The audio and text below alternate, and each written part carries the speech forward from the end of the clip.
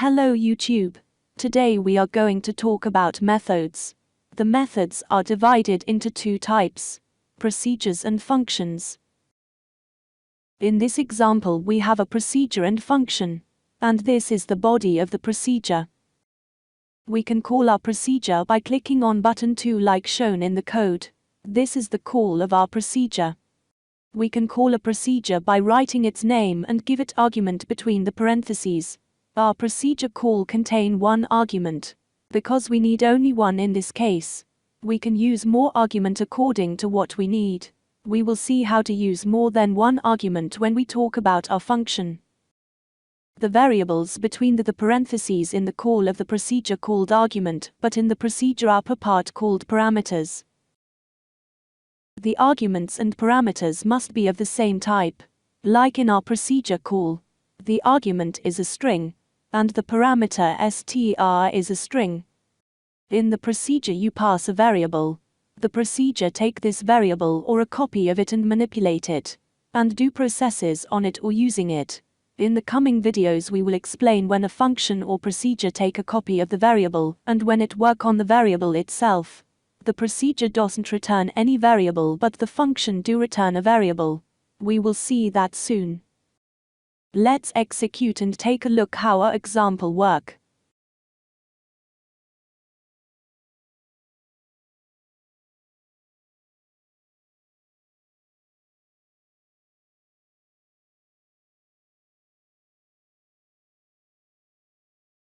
Now let's talk about our function. Here we call our function and send 5 and 9 as parameters. The function return a variable unlike the procedure. The function int to str take this variable and convert it from integer to a string. Then the string will appear in the caption of the form. Before converting the variable to string and display it on the caption of the form, the function sum that we write take the 5 and 9 and add them. The variables between the parentheses of the function called argument, but in the function upper part called parameters. Now we can conclude that the procedure take variables or a copy of the variables and work with them without returning any variables. But the function work with variables or a copy of the variables and return a variable.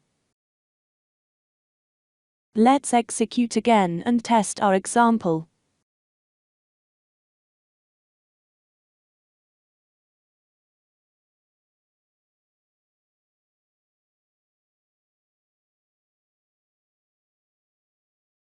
Now I hope that this part is clear.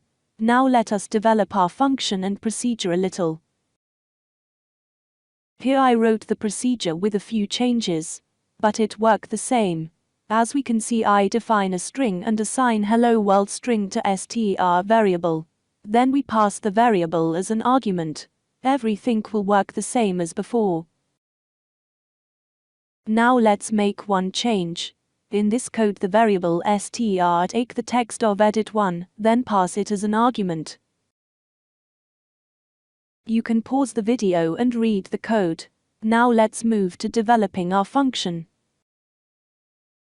We can see here that we replace the argument with x and y, and initialize the value of x to 5 and y to 3. Then the function call will send a copy of the variable x and y.